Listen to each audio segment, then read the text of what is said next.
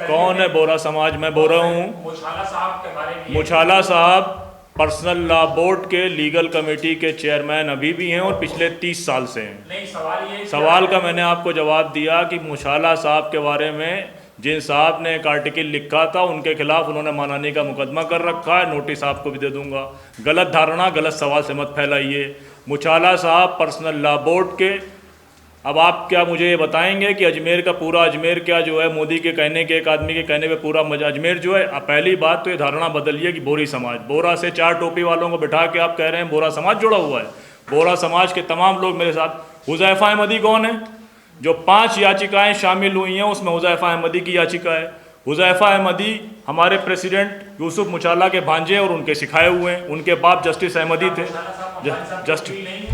बिल्कुल नहीं है, बिल्कुल नहीं है। नोटिस है, ये नोटिस की कॉपी है। जातियात के सवाल करते नहीं, ये आप लोग जो है पर्सनलाइज कर। हुज़ैफा अहमदी कौन है? हुज़ैफा अहमदी कौन है? नहीं, आप जवाब लीजिए। नहीं, इनका एजेंडा मैं समझ रहा हूँ। आप एजेंडे पे सवाल करिए, मैं जवाब दूंगा। आपके एजेंडे को मैं करता हूँ। हुज़ैफा अहमदी कौन है? हुज़ैफा अहमदी कौन है मुझे बताइए। बोरी है कि नहीं है? मैं कह रहा हूँ हुज़ैफा अहमदी कौन है, बोरी है कि नहीं है? मैं ये कह रहा हूँ कि क्या बोरा समाज के 100 लोग अगर बोरा समाज में हैं तो 100 के 100 लोगों को आप मोदी भक्त बताएंगे? हम सवाल मोदी भक्त का या मैं आपने कहा कि बोरा समाज, सवाल है उसका जवाब। मैं बिल्कुल सीधा जवाब दे रहा हूँ। आपने कहा बोरा समाज के ने समर्थन किया। मैं कह रहा हूँ बोरा समाज में 100 लोग हैं, क्या 100 के 100 लोगों ने बोरा समाज के मोदी के बिल का समर्थन किया? मिले नहीं मिले, डेलीगेशन गया। कौन मिला? तो उनसे कौन मिला? जो मिला उससे आप बात करिए। मिलने को तो सुन्नी समाज के लोग भी मिले, तो क्या आप मुझको सवाल करेंगे उसका? मेरे जो प्रेसिडेंट हैं वो 35 साल से मुस्लिम पर्सनल लॉ बोर्ड की लीगल कमेटी का चेयरमैन है और प्रोमिनेंट लॉयर है जिसकी 35 साल की हिस्ट्री है। 92 के राइट से मुसलमानों के केस देख रहा है। अगर आप उसके बारे में या कोई आदमी बोलेगा तो जिस तरह से हमने मुकदमा किया हुआ है फर्जी स्टोरी के खिलाफ, उस पर भी मुकदमा करूंगा। आप उस मुकदमे के पेपर देखना चाहता हूं, मैं अभी आपको पेपर व्हाट्सअप दिखा दूंगा। केस को डाइवर्ट मत करिए। प्रेस कॉन्फ्रेंस 24 में वक्त के खिलाफ है, आप करिए सवाल। और अगर एजेंडे पे सवाल करेंगे तो जो जवाब मैं दे रहा हूं वैसे ही जवाब दूंगा आपको। नहीं, ठीक नहीं, आप खालिद अनवर सपोर्ट कर रहे हैं तो क्या हम मान लें कि बिहार के सारे मुसलमान उनके साथ हैं? ये आप भी बिहार के हैं, आप उनको सपोर्ट कर रहे हैं? बिल को आप बिल का सपोर्ट कर रहे हैं भाई? मैं आपको बता रहा हूँ। ये कोई अब एक तरफ लोगों में ये है कि बोर्ड समर्थन, बोर्ड बिल के खिलाफ खड़ा हुआ है और आप लोग अलग एक ये बात हुई थी। ये आपने बोर्ड के लोगों से बात करी कि नहीं करी कि वो हम उनके समर्थन में कि उनके खिलाफ हैं या अलग से काम कर रहे हैं? आपने बात करी? अलग प्रेस कॉन्फ्रेंस कर रहे हैं। ये जब एक तरफ बोर्ड रैली कर रहा है, प्रोग्राम कर रहा है, ये हम बोर्ड के कोऑर्डिनेटर। आप क्या कहना चाहते हैं? हम लोग बोर्ड के खिलाफ हैं? हम ये मैं पर्सनल लॉ बोर्ड का मेंबर हूं 25 साल से। आप क्या बात कर रहे हैं? मुछाला साहब 32 साल से मेंबर हैं पर्सनल लॉ। नहीं, वो उनका एजेंडा है। और जो आप ये कह रहे हैं, नहीं, पर्सनल लॉ बोर्ड जितने भी मूवमेंट हो रहे हैं जो सबकी नॉलेज में पर्सनल लॉ बोर्ड है, हमारे कोऑर्डिनेट प्रोग्राम कर में रहा पार्ट है। रहेंगे। आपकी तरह की सहाफत करने वाले फितना न फैलाएं, याद रखिएगा। बोर्ड के कोऑर्डिनेशन में हम तरह तरह के 72 पिटीशन कोर्ट में डाली गई। इसमें एक बोर्ड भी है, 71 दूसरे लोग भी। मैं भी पिटिशनर हूँ, अदीब साहब भी पिटिशनर हैं। आप बाकी 68 से पूछने गए क्या कि बोर्ड ने पिटीशन डाली तो आपने क्यों डाली?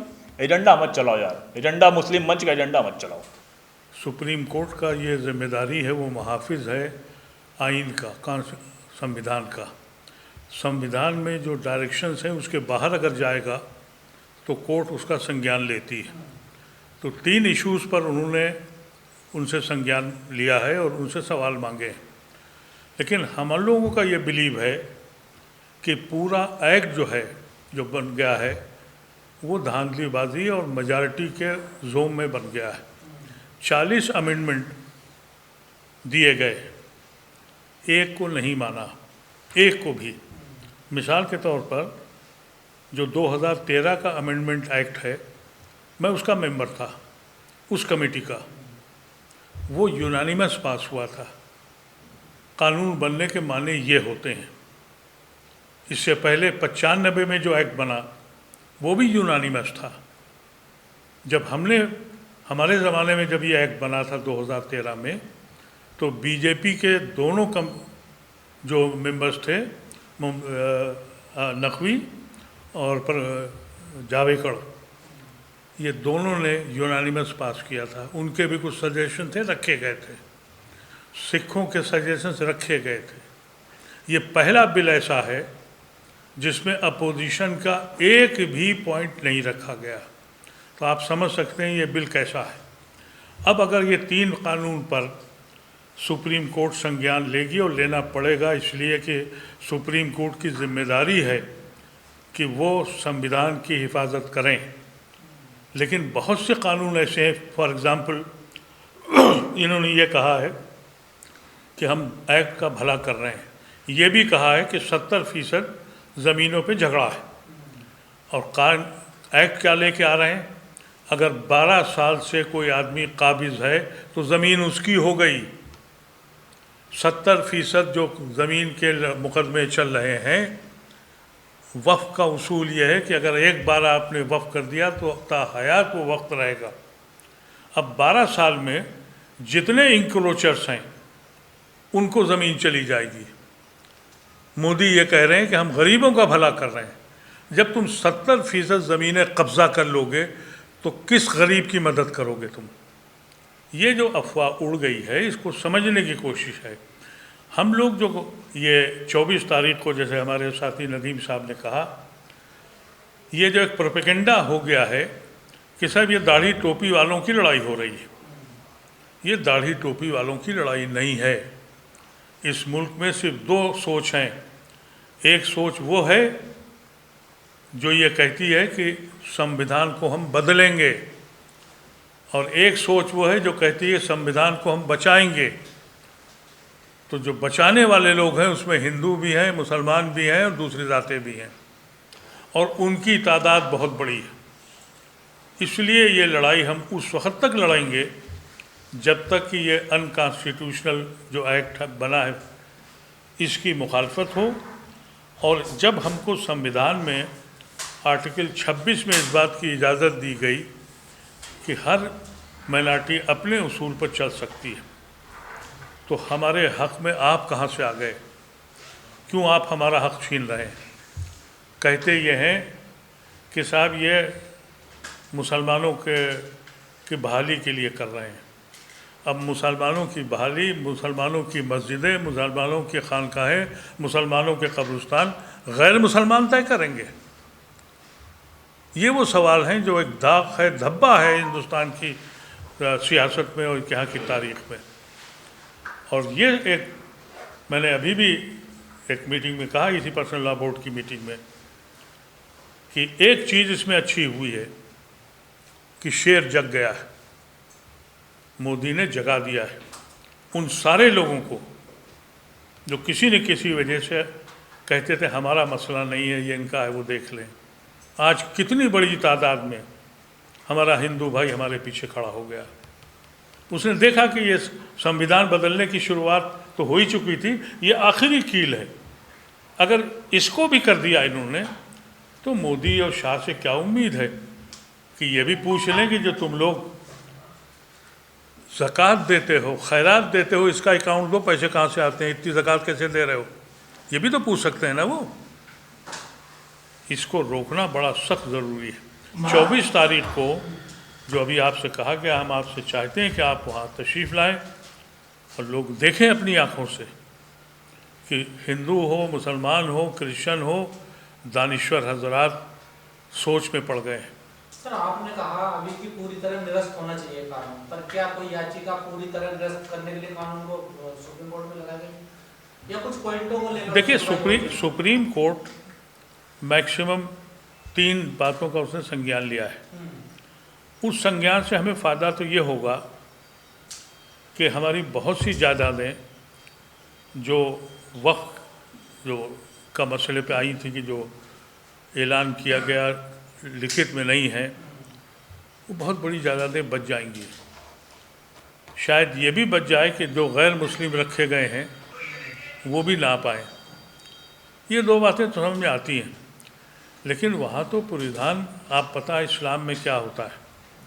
आप जो हजरात इसमें मुसलमान नहीं है, मैं उनको बताना चाहता हूँ, इस्लाम का तसव्वुर सिर्फ एक बात से है कि वो एक अल्लाह को मानता है, प्रॉफिट मोहम्मद उसका आखिरी पैगंबर है। जिसने ला इलाहा इल्लल्लाह मोहम्मद रसूल कर दिया वो मुसलमान हो गया।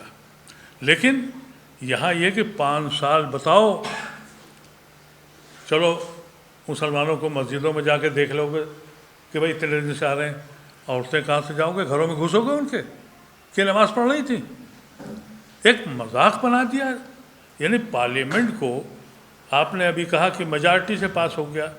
आज इनके पास मेजॉरिटी है, अगर ये मेजॉरिटी ये साबित कर दे, ऐलान कर दे, और कर सकते हैं वो, कि मोदी ही जो हैं, क्योंकि मोदी को भगवान तो मान लिया है, उन्होंने खुद भी कह दिया हम अवतार हैं, और उनके लोग कह रहे हैं ये भगवान है। कल अगर पार्लियामेंट ये कह दे कि सारे अख्तियार अब मोदी के पास हैं, क्या सुप्रीम कोर्ट की जिम्मेदारी नहीं बनती है? कॉन्स्टिट्यूशन इसकी इजाज़त देता है? क्या कॉन्स्टिट्यूशन इसकी इजाज़त देता है कि 26 के जो आर्टिकल में जो हमको सिक्योरिटी दी गई है तुम उससे खिलवाड़ करो? ये आंदोलन नहीं कर सकते सड़क पर आता? हमारे साथ आप समझने की कोशिश करें। हिंदुस्तान में आज़ादी के बाद जो सबसे बड़ी गांधीनियन मूवमेंट हुआ वो शाहीन बाग का हुआ, जहां नॉन वायलेंस को देखते हुए बग़ैर लीडर के हमारी ख़वातीन ने पूरी दुनिया को जगा दिया। अमित शाह क्या कह रहे हैं कि वहाँ से हिंदुस्तान में आग लग गई। उसको इस तरह से आपका मीडिया बयान करता है, हमसे पूछते हैं सवाल, क्या शाहीन बाग करोगे? उनको ये तक नहीं, उनको ये बताया गया कि क्योंकि मुसलमानों ने किया। और ये बात मैं आपको बताऊं दुख के साथ कि एक सुप्रीम कोर्ट के जज हमारे अच्छे साथी हैं, उन्होंने ये बात कही जब मैंने उनसे कहा कि भाई हिंदुस्तान में, उनका नहीं वो तो मुसलमानों को मूवमेंट था, यानी मुसलमान को एहतिजाज करने का हक़ नहीं है। तो हम लोग कोई ऐसा मौका नहीं देंगे जहां ये हमारे ऊपर इल्ज़ाम लगाएं। नहीं, और दूसरी कौमों को ये मौके हैं। हमारे जो वायलेंस फ्री डेमोक्रेटिक गांधीनियन मूवमेंट है उसमें मुसीबत है। आपको मालूम ही होगा, अगर नहीं है तो कन्फर्म कर लीजिएगा, जुमे के दिन मस्जिदों में पुलिस खड़ी हो रही है। मेरा खुद झगड़ा हुआ है आज से 4-5 जुमा पहले, पार्लियामेंट की मस्जिद में लोग निकल रहे हैं और पुलिस पूछ रही तुम कहाँ के रहने वाले हो, कैसा आए हो? वो बेचारा गरीब मुसलमान सफाई दे रहा है। ये कभी सोचा आपने इस मुल्क में? तो हम जानते हैं कि हमारी लिमिटेशन क्या है, लेकिन यकीन है हमने इतना बड़ा इत्तेहाद और सपोर्ट सारी बिरादरी का, मुसलमानों का, सिखों का, क्रिश्चियंस का कभी नहीं देखा, और मुस्लिम जमातों में भी इतना इत्तेहाद कभी नहीं देखा जो अब है। सड़कों को जाम करना या सड़कों पर बैठना ये आंदोलन का एक प्रारंभिक रूप है। उसको अगर गोदी मीडिया या उनके चैनल बदनाम करते हैं तो हम उसको, उस बात को सही नहीं मानते हैं। चक्का जाम की टर्मिनोलॉजी बंगाल में आई है, हर 2-3 महीने पे वो चक्का जाम करते हैं। चक्का जाम से मुराद ये है कि कोई गाड़ी नहीं चलने देंगे, तो अगर ज़रूरत पड़ेगी तो उसको भी इस्तेमाल करेंगे, कोई उसमें नई चीज़ नहीं है। ये हमारा डेमोक्रेटिक राइट है, राइट टू प्रोटेस्ट का राइट है। अब जैसे हम ये कह रहे हैं कि आप इस आंदोलन को मुसलमानों का आंदोलन बना रहे हैं, तो इस आंदोलन में हमारा एक रिलीजियस अकीदा है, हमारा रिलीजियस सेटअप है कि भाई ये वक्फ की जो का कानून है ये हमारे रिलीजियस राइट्स पर अटैक करता है। तो एक मुद्दा तो ये रिलीजियस फ्रीडम का है, लेकिन उसी के साथ साथ माइनॉरिटीज़ के प्रॉपर्टी होल्डिंग राइट को ये चैलेंज करता है, तो ये दूसरा मुद्दा है। दूसरा ये है कि माइनॉरिटीज़ अपने कल्चर को कॉन्स्टिट्यूशन के ज़रिए कंटेन कर सकते हैं, ये उसको चैलेंज करता है। तो इसमें एक सिर्फ आप उसको एक नज़र से देख रहे हैं कि ये मुसलमानों का रिलीजियस मुद्दा है, लेकिन मुसलमानों के रिलीजियस मुद्दे के साथ साथ ये कॉन्स्टिट्यूशनल के इथोस का मुद्दा है। तो तमाम देश को ये सोचना पड़ेगा। अभी आपने सवाल किया कि जैन मंदिर तोड़ा गया, आपको ये सवाल भी करना चाहिए कि जिस दिन ये बिल पास हुआ है उसके अगले दिन ऑर्गेनाइज़र में ये लिख के क्यों आया कि मुसलमानों से ज़्यादा ज़मीन क्रिश्चियंस के पास है और अब क्रिश्चियंस का नंबर है। तो असल मसला ये बिल का नहीं है, ये जो है असल मसला किसी को ठीक करने का नहीं है। असल मसला ये है कि ये तमाम ज़मीनें सरकार किसी तरह से कब्ज़ा करे, और जिस तरह सरकार तमाम प्राइम प्रॉपर्टीज़ अपने दोस्तों को कौड़ियों के भाव लीज पे देती है, ये उसका पूरा एजेंडा है और इससे पूरा मार्केट जुड़ा है। आज ये कहा जा रहा है कि जो बम्बई में धारावी का इलाका है वो अडानी को दे दिया गया है बहुत सस्ते में, तो अब जो ये प्राइम में इलाकों में हमारी मस्जिदें, हमारे मसाजिद, हमारे कब्रिस्तान, उनकी तैयारी हो रही लीज पे देने के लिए। अगला नंबर चर्चों से ज़मीन लगी हुई जो ज़मीन है उसका होगा। और दूसरी बात ये कि हम सब लोग जो सिविल सोसाइटी का पार्ट है, रिलीजियस क्लर्जी से नहीं है, उसकी चिंता ये है कि इस मुद्दे के तहत आप संभल जैसा डिस्प्यूट हर शहर में खड़ा कर देंगे। किसी पुरानी प्रॉपर्टी में जाएंगे, वहाँ कब्जा लेने की बात करेंगे, फिर अपने ही लोगों से पथराव कराएंगे, फिर अपने ही लोगों से एफआईआर कराएंगे और एक कंटिन्यू टेंशन आप लगातार देंगे। इसलिए इस बिल के विरोध करने के बहुत सारे रीज़न्स हैं और जब रीज़न्स अलग अलग हैं तो विरोध करने के तरीके भी अलग होंगे। कहीं मुसलमानों की रैली होगी, कहीं सामाजिक आंदोलन के लोग जुड़ेंगे, कहीं छात्रों का संघर्ष होगा। तो जिस तरह से ये बिल हमारे अलग अलग डायरेक्शंस पे, अलग अलग डायमेंशंस पे हमको अटैक करता है, रेजिस्टेंस भी उसी अलग अलग डायमेंशन पे होगा। 24 तारीख को इंडिया इस्लामिक कल्चर सेंटर में वक्फ के जो नए एक्ट बना है उस एक्ट के ऊपर हमने वक्फ कॉन्फ्रेंस एक बुलाई हुई है जो पब्लिक मीटिंग है, और इस पब्लिक मीटिंग के संदर्भ में आज ये प्रेस कॉन्फ्रेंस करी जा रही है। 24 तारीख को शाम 4 बजे India Islamic cultural centre Lodhi road में एक पब्लिक मीटिंग होगी जो वक्फ एक्ट के विरोध में पब्लिक मीटिंग होगी। और इसमें देश की जितनी भी सिविल सोसाइटी है, यानी कि सिविल सोसाइटी को हम लोग क्लब कहते हैं, एक mixture of the activist, journalist और पॉलिटिशियन, यानी कि पॉलिटिकल पार्टीज़ के लोग, लीगल फ्रेटर्निटी के लोग यानी कि वकील और जजेस, उसके साथ साथ पत्रकार और उसके अलावा एकेडमिया से जुड़े हुए प्रोफेसर्स और पॉलिटिकल पार्टी के मेंबर ऑफ पार्लियामेंट जो जेपीसी के भी मेंबर रहे हैं, और उसके अलावा संसद में भी उन्होंने वक्फ के इस बिल के समय प्रखरता से इसका विरोध किया था। वो सारे लोग इस कॉन्फ्रेंस में आएंगे। और अभी तक जो ये लगातार मीडिया चला रहा है या कुछ लोग चला रहे हैं कि पूरा समाज जो है वो इनके साथ नहीं है, तो अगर आप हमारे इस प्रोग्राम के इनविटेशन को देखेंगे तो तकरीबन 30 के आसपास स्पीकर इस प्रोग्राम में हैं जो डाइवर्स बैकग्राउंड से हैं या डाइवर्स रिलीजन से हैं, डाइवर्स सोशल बैकग्राउंड से हैं, डाइवर्स प्रोफेशन से हैं, और वो इस पूरे एक्ट के विरोध में अपनी बात रखेंगे। और ये प्रोग्राम शाम 4 बजे 24 तारीख को इंडिया इस्लामिक कल्चरल सेंटर में शुरू होगा। 4 से 8 बजे तक ये प्रोग्राम चलेगा और तकरीबन 30 के आसपास इसमें स्पीकर्स हैं और वो सारे लोग इस पे अपनी बात रखेंगे। सर, इसमें कोई रिटायर्ड जज भी है? इसमें पटना हाई कोर्ट के फॉर्मर चीफ जस्टिस इस प्रोग्राम पे मौजूद रहेंगे, इकबाल अंसारी साहब। इसमें क्या सफलता मिलेगी आपको, क्या होता है? देखिए, इससे पहले बहुत ढेर सारे कानून बने हैं और कानून बन के वापस लिए गए हैं। लैंड अमेंडमेंट का जो एक्विजिशन का एक्ट था वो मोदी 1 में वापस लिया गया था। फार्मर्स का जो 3 कानून लाए गए थे वो भी वापस लिए गए हैं। सुप्रीम कोर्ट ने कुछ चीज़ें डाली थी, उसको खुद पार्लियामेंट ने जो है उन एक्ट को वापस लिया, चाहे वो टीचर रोस्टर का एक्ट हो, चाहे वो जलीकट्टू का हो। तो ये कानून बनाए जाते हैं और जनता जब इन कानून को वापस लेने की बात करती है तो फिर ये कानून वापस लिए जाते हैं। कोई कानून हिंदुस्तान के अब इंग्लैंड से नहीं बन रहे हैं कि इंग्लैंड में कानून एक बार पारित हो गया तो अब दोबारा हिंदुस्तान की जनता लाठी खाती रहे और साइमन गो बैक के नारे लगाती रहे, लेकिन कानून वापस नहीं लिया जाएगा। डेमोक्रेसी में कानून जनता के लिए लाए जाते हैं और जनता जब इसका विरोध करती है तो वो कानून वापस लिए जाते हैं। ये कहा जा रहा है कि मुसलमानों की भलाई के लिए, मुस्लिम महिलाओं के लिए और उनके बच्चों के लिए और मुसलमानों के लिए कानून लाया गया है, लेकिन जब मुस्लिम समाज ही इस कानून का विरोध कर रहा है तो डेमोक्रेसी के जो प्रिंसिपल हैं उसके अकॉर्डिंग इस कानून को वापस लेना चाहिए और यही बेसिक डिमांड हमारी है। लेकिन सर, संसद में एक कानून बना है, आपके 24 नुमाइंदे हैं मुस्लिम कम्युनिटी से, उन्होंने तो इस तरह से विरोध नहीं किया था जिस तरह से आप करने लगे हैं विरोध। संसद में बहसें होती हैं, उन बहसों में उन्होंने विरोध किया। संसद में वोट डाला जाता है, उन्होंने उसके विरोध में वोट डाला। तो जितने भी तरीके होते हैं विरोध करने के वो संसद में किए गए हैं। जो तरीके सड़क में विरोध करने के होते हैं वो सड़क में विरोध किया जाएगा।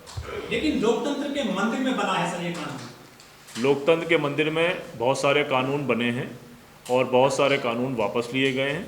लोकतंत्र के मंदिर में अगर नंबरों का गलत इस्तेमाल करके, लोगों की बातों को न सुन के, जॉइंट पार्लियामेंट्री कमेटी में जिन डेलीगेशंस ने उनके मुलाकात करी थी उनकी बात न मान के, जो मेंबरों के सजेशंस थे उनकी न बात मान करके, सिर्फ मेजोरिटेरियन सेटअप के तहत अपने नंबर्स को दिखाते हुए अगर कोई कानून बनाया जाएगा तो वो कानून नहीं बनाया जाता, कानून थोपा जाता है। रात के 3 बजे अचानक इस कानून को बनाने की कोई ज़रूरत नहीं थी। आपसे कोई कानून मांग नहीं रहा है, आप ज़बरदस्ती कानून बनाना चाह रहे हैं हमारे लिए। तो इस तरह के कानून को संसद अगर बनाती है तो संसद के बाद संसद को करेक्ट करने के लिए जनता होती है, और संसद में जो लोग जाते हैं वो जनता से ही चुन के जाते हैं और जनता ही इसका विरोध कर रही है।